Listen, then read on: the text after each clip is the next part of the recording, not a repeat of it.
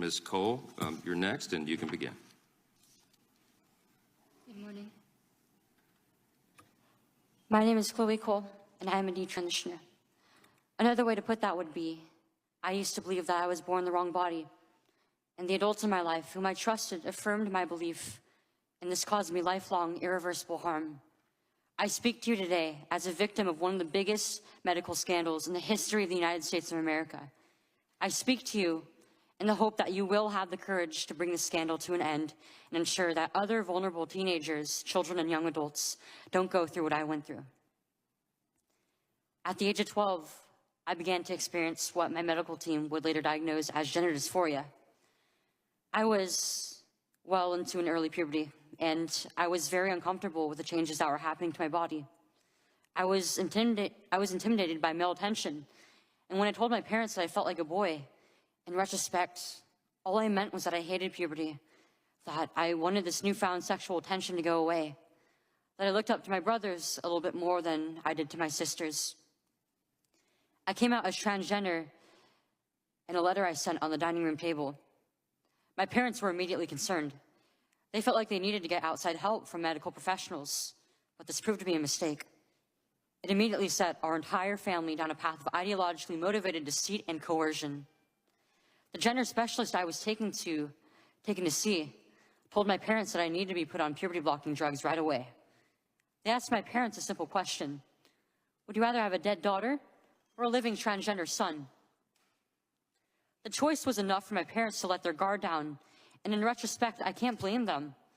This is the moment that we all became victims of so-called gender-affirming care. I was fast-tracked onto puberty blockers and then testosterone. The resulting menopausal-like hot flashes made focusing on school impossible. I still get joint pains and weird pops in my back, but they were far worse when I was on the blockers. A month later, when I was 13, I had my first testosterone injection. It's caused permanent changes to my body. My voice will forever be deeper, my jawline sharper, my nose longer, my bone structure permanently masculinized, my Adam's apple more prominent, my fertility unknown. I look in the mirror sometimes and I feel like a monster. I had a double mastectomy at 15. Everything that I went through did nothing to address my underlying mental health issues that I had. And my doctors, with their theories on gender, thought that all my problems would go away as soon as I was surgically transformed into something that vaguely resembled a boy. Their theories were wrong. The drugs and surgeries changed my body, but they did not and could not change the basic reality that I am and forever will be a female. When my specialist first told my parents that they could have a dead daughter or a live transgender son, I wasn't suicidal. I was a happy child who struggled because she was different. However, at 16, after my surgery, I did become suicidal. I'm doing better now, but my parents almost got the dead daughter promised to them by my doctors. My doctors had almost created the very nightmare they said they were trying to avoid. So what message do I want to bring to American teenagers and their families? I didn't need to be lied to. I needed compassion. I needed to be loved. I needed to be given therapy to help me work through my issues, not affirm to my delusion that by transforming into a boy, it would solve all my problems.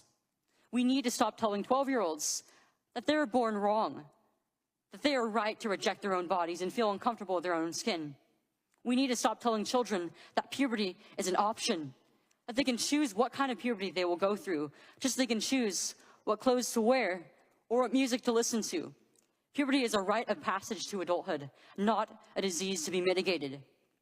Today, I should be at home with my family celebrating my 19th birthday, and instead I'm making a desperate plea to my elected representatives. Learn the lessons from other medical scandals like the opioid crisis, to recognize that doctors are human too, and sometimes they are wrong. My childhood was ruined along with thousands of detransitioners that I know through our networks. This needs to stop. You alone can stop it. Enough children have already been victimized by this barbaric pseudoscience. Please let me be your final warning. Thank you.